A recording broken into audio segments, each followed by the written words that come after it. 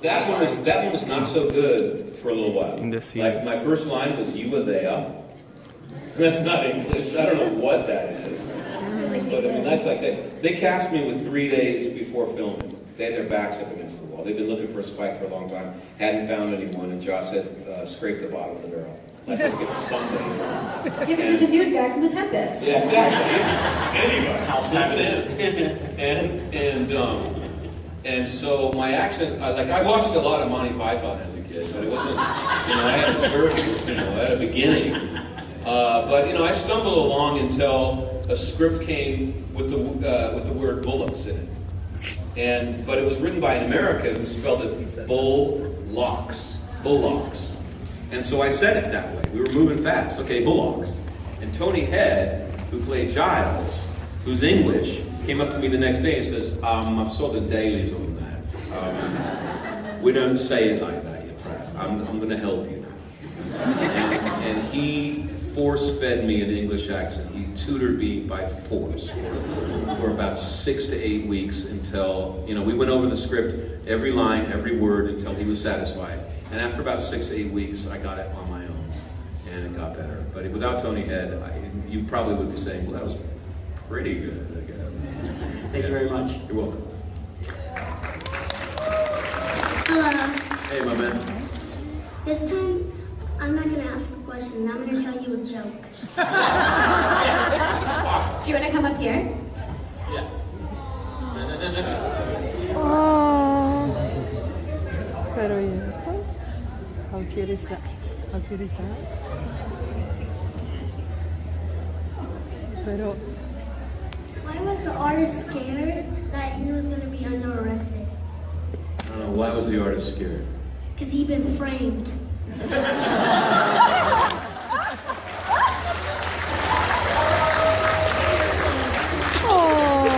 You are an awesome dude. I'm pretty sure his panel is next, so. What a joker, that kid. Oh, what a transition. All right. Hey guys, I'm Harley Quinn. And Mr. Masters, what is your favorite part about playing a supervillain? How easy it is. I know, right? Yeah. So easy. When you play a hero, it's hard. You have to care about everybody. You're trying to save everybody, and you're always feeling guilty that you can't save everybody, and you're always running to and fro trying to do it, so you're sweating and you feel guilty all the time. It sucks. When you're a villain, you just wait in the shadows, you're lurking. It's very easy. And you wait for the huffing, puffing hero to come by, sweating and worrying, and then you just leap out of the shadow, pop him in the head, and then go home. So true. Yeah, and so I'd rather play villains every time. And then the script builds you up just as cool as the hero, so that when the big fight comes at the end, you don't know who's going to win and everything, and you're worried. So they give you all the cool music and special effects and everything, and it's the easiest job in the world. Yeah. That's villains are the best. They really are. Thank you, Harley. All right. What's your name? Alexa, but you call me Flasha. Hey, Flash. What was dyeing your hair bleach blonde in the 90s like? It sucked. Really bad. Really bad. They wanted me to be a punk rocker, and the idea was to make me have black hair. So they were doing tests, right? And so they spray painted my hair black, and it didn't look very good. And I remember the hairdresser went, "Sorry, James. There's only two options for true punk. It's either bleach blonde, like white blonde, or it's jet black. There's nothing quería in between preguntar algo. true punk. Purple is glam rock. You can't do purple. So we're gonna have to bleach you. I'm so sorry." And I didn't know what they were talking about. And then they bleached me. I was like, and they bleached me because we had 3 days to go. So they bleached me one day, and then they bleached it again right the day after, which is not what you want to be doing. Yeah, and it says on the bottle, only use this product every 6 weeks. It is unsafe to do it more often than that. And I was playing a vampire who is dead, and your hair doesn't grow, so you can't have roots. So we did it fresh for every episode, every 8 days. And I was talking to who was I talking They would to? bleach it every 8 Who was days. Bleaching, and she's like, I had scabs on my head. And I was like, yeah. And they were pouring the bleaching solution. Hello. They were pouring the bleaching solution on top of the scabs and open wounds on me every beginning of every week. It was horrible. Absolutely horrible. But I looked delicious. At least your hair grew back later on. At least your hair grew back later on. Yeah, thank you. They said, we don't know if you're going to have hair. I was like, I'll buy hair. Just keep paying. All right, we got about 10 minutes left. I know. All right, what's your name? Neil. Hey, Neil. Hey, what's Go, up? go, So I was wondering, what was it like? go, because if no, you're not gonna have show, time. and how did that come to be? That was one of the most fun times I've had on a set, because Jared and Jensen, who are the two leads on that show, are completely uncorrupted by fame. I happen to think that fame is toxic to the human soul. And if you live under the pressure of fame, the longer you're under it, the more of a chance that you're going to think that you're better or different than everyone else, and therefore you're going to get really lonely and you're going to get really sad. And the only hope is to surround yourself with people who do not care at all about that. And I think what they say is that even if you're a pretty grounded person, you will go crazy for at least 2 years in the beginning. It's just such a weird experience that even a cool person will go crazy for 2 years. I went crazy in the way that I was so afraid of being famous that I hid from the world. I would just go off the set, get into my apartment, close the blinds, and pretend it wasn't happening. But it was crazy anyway. Jared and Jensen, it's just rolled off their backs. It's as if it didn't happen to them. And consequently, the set is the happiest set I've ever been on. Everyone is so happy to be coming to work. It's like summer camp. And I had the greatest time. They, how many kids do we have on this? Okay. We can talk about anything, but we have to use the right words. So they pranked me. Now, I was warned that if they like you, they'll prank you. And the better they like you, the worse it's going to be for you. Apparently, they like you. So get ready. And I only had one scene with them, and I was talking to him. I think we were in my office in someplace. And we're doing my close-up, and the director is in the next room looking at the monitor, as they usually do. And I'm in the middle of my close-up, and I feel a little bobbling up above my thighs, so to speak, right? And I kind of glance down as I'm doing the take, and I think it was Jared, or it was Jensen, it was one of them, had his shoe off, and he's just standing there on one foot going, Can you finish? Can you finish? And I just, I finished the take. The director didn't realize what was happening because he's just looking at the monitor, and we heard from off the other room. He goes, okay, cut, print, move on, let's go. And Jared and Jensen just went, dude! and that shot is in the show. That close-up is right there, and I think if you watch it, you'll see me just kind of go like that real quick. Yeah, but apparently I was in after that. Yeah, I had a great time. Great show, great people. Yeah.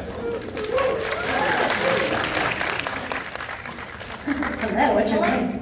My name is Liv, and I have been a long-time fan of the Dresden Files. And obviously the books are very emotional. They're like a marriage. Yeah. And I was wondering, what is your favorite or most emotional moment you had while recording the audiobooks for the series? Wow, there's so many. Like when you listen to the audiobooks and I sound like I'm tearing up, that's real. Like there's a lot of times when I can read one sentence, I'll be like, then he said he would leave. Big pause that they edit out, of course, and I do one more, and it slows down. And then I remember one time I was really embarrassed because it was happening a lot at the end of a chapter, and I got to the end of the chapter and looked up at the director's like, that was very good. But I think the death of Susan at Chichen Itza was the biggest one for me. Yeah, that was the hardest. That was a long day, but it was the most emotional. Yeah. Thank you. You're welcome. Hi, Heather. Hey, Heather. Hi. I love Buffy, love Angel. I actually grew up with Buffy, so I was every year that she was in high school and college and everything, so it was very perfect for me. And I love Spike. I'm right there with Joss Whedon. I totally Buffy and Spike. But I have a different question from Buffy and Spike and Angel. And one of my all-time favorite books is actually P.S. I Love You. Yes. So when I saw the movie, originally I was upset because, of course, it wasn't exactly like the book. But the redeeming quality was not only Gerard Butler, but also you were in the movie. And I wasn't sure if you knew the book or if you were familiar with it before you took the role, if you knew the story and you liked it. I didn't know the book. You know, I knew the writer of the movie, Richard Just LaGrasse. tears the whole time. Yeah. Pretty much. When I auditioned for it, Richard said that my character really wasn't in the book very much. No. So there wasn't a whole lot of reason for me to do research there. He said that my character was him reacting, like as he was reading the book, he had things that he wanted to say. And he decided to include a character so that could be said. Then he ended up cutting it all out of the film, which is fine. What I will say is that I had a great experience on that too, and I learned something, which is I think most of the really big stars, the Academy Award winners, the really highly paid people, they're all really cool. I think there were 2 Academy Award winners on that one. There was Kathy Bates and Hilary Swank, and of course Jerry Butler. There was I want to say Harry Belafonte, but that's not what Harry Connick Jr. was in that. The wonderful comedian from Friends, Lisa Kudrow was in it. So just like a stellar cast, and everyone was hardworking, on time, and humble. And I remember asking Kathy Bates about this, and I said, I'm so surprised. I thought that, frankly, that the big stars would be even more entitled than the television people that I work with. And she said, you know, James, when you're on the A-list, you're working with A-list directors, and they can have anyone they want. And if you are difficult, they'll have someone else. She said, frankly, all the ego is where you're working in television. It's with the people who just got famous recently. You know, if you want a long career, then you can't be difficult. That's ridiculous. And I remember she was like 65 years old at the time or whatever, and she had 110-degree temperature. And we were shooting a scene where Hilary Swank is doing karaoke in a room and gets caught by her mother-in-law and a bunch of people behind her mother-in-law. Yeah. And it was an 11-hour day. No, it was a 12-hour day. And they spent 11 hours doing the Hillary stuff. And then on the 11th hour, they turned around to film Kathy Bates, who was 65 with 110. And I thought, okay, Kathy is going to have a word with the director now. Like, why didn't you film me earlier? I'm sick. And all she did was, we were about to enter through the hallway, and she had her hand on the door knob, and she turned around to the rest of the cast, and she just goes, okay, men from the boys, guys, here we go. That's all. And I was just like, yeah, I love you. Freaking awesome. Yeah, so that's what it takes to win an Academy Award. Thank you.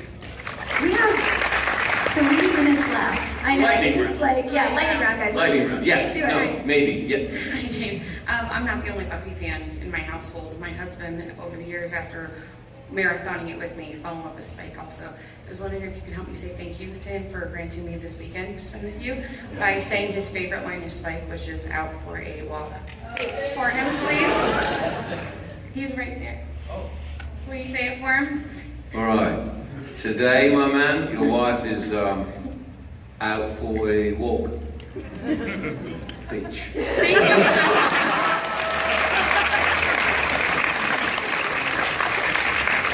Hi, my name is Candace Monster. What is the best and worst moment of your life and why? Sorry. In 1 minute, essentially. In 1 minute. The best moment of my life was when my son was born.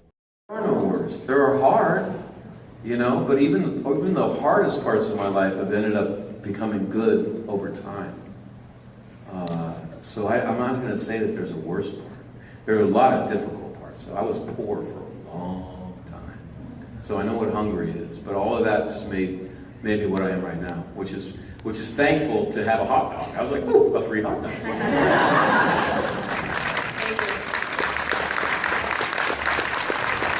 All right, I'm gonna make this quick. I'm a fan of David Boreanaz. So, what was it like working with him? He was great. He was great. I remember I did the lead one time on Angel. It was an episode where it was like a ghost story, and Angel was hardly in it, and I was in the whole thing. And I remember coming back from that week, so tired, just dead tired. And I remember I sat down next to David, and I was like, man, how do you do it every week? My God, I am dead. What's the secret, David? And he's just sitting there like this, like catatonic, and he just goes, horse racing. And I'm like, what? Horse racing? He goes, yeah, man, don't look left, don't look right, just run. Thank you. All right, we can do this. Last two, yes? You can do this. All right. Hi, Hello. my name's Nicole. You were great last night, by the way. Yeah, you played last night. As a makeup artist, I wanted to ask somewhat of a technical question. The scenes where you were filming back and forth within vampire makeup and your regular makeup, what was that like? How did you film that? The truth is the vampire makeup was really only like a Robin mask. Right. So the brows and application, everything. yeah, I mean it's all about edges, of course. But Yeah. the only person to win an Emmy on Buffy was the makeup artist Todd McIntosh. So we got it done in 15 minutes. What? Yeah, we didn't tell production it was 15 minutes. We told them it was half an hour. Oh, that's what you always do. Yeah. So yeah, exactly. Because they'll pressure you. Makeup for is like- gonna be a while. Yeah. So, because if you tell them 15 minutes, then they're going to pressure you for 5 minutes. Exactly. Right? So Right. When is we would, makeup done? we would do it. When are you we gonna would, be done? We would do it in 15 minutes, and then we would have tea. makeup, by the way, for our film. What's that? The Harley that I asked you the question before, I did her makeup. Hell yeah. All right. Good job. All Yeah. right, we gotta get to this final question because now we're going over. Okay. We're We're over on. time. So, yeah, so it's easy. In and out. But as you know, it's all about taking the makeup off, really. I mean, as far as the actor, taking it off is Especially the with art, because prosthetics. otherwise you get a lot of scabs and stuff. So Yeah. that was also a concern. But they were fabulous. Yeah. Wow, that's great. All Well, right. thank you. All right, our final question. Hi, how are you? My name is Maria Fabulous Elena. as well today. Yeah. Very good. It's a pleasure to meet you. I just wanted to ask you, I've been dying to ask you this all this time that I've been here. Did you, being such a bad guy, a vampire, really like Buffy? Did you really like her? Did I really like her? Yes. Because she was such a good girl. I don't know. I played the sexual attraction from the very first scene. Because I was all about, I'm supposed to die in 5 episodes, I'm not going to let them kill me. So I was like, I need to make connection with the lead. The more connected you are with the lead, the less chance that you're going to die. So I'm hunting her, and there's something sexual about being predatory. And I decided to just play the heck out of that. And I fell in love with Buffy. It was weird for me, real quick. It was weird for me when they decided to pair Spike and Buffy. Because like I had thought when I was a they made me a regular on the show. The whole problem was, how do you get Spike to stop trying to kill Buffy? Because he can't keep trying and failing, because that gets repetitive and pathetic, and he becomes an uncool character. Of course, he can't succeed, so you have to think of something so he will stop trying. And they came up with a chip, which I thought was weak. because it wasn't Spike's choice. It was forced on him. And it worked to a degree, but I thought my idea was that Spike should fall in love with Buffy. She, of course, would never reciprocate with that guy. But he would be in love with her, and he would try to be good and fail every time, to either comedic effect or horrific effect. But that you could play in many different ways, and that would work. And so I was always thinking, I should fall in love with Buffy. I think she did fall in love with you. Yeah. Well, the thing is that I was watching Mark Balukas do all these like shirtless scenes, and he wasn't really ready for those, really. And I remember going up to Joss at the end of the Balukas thing and going, Joss, if you want me shirtless, I'll give you that. Can you give me some warning, please? And because looking good with your shirt on and shirt off are two different universes, right? And he goes, oh, well, I'm glad you said so. You have the summer. Get ready because you're falling in love with Buffy. And I was like, oh, dude, I've been thinking this for the longest time. That's a great idea. Of course, she never falls for me, right? And he's like, no, she falls for you. You're going to be having sex. Go work out.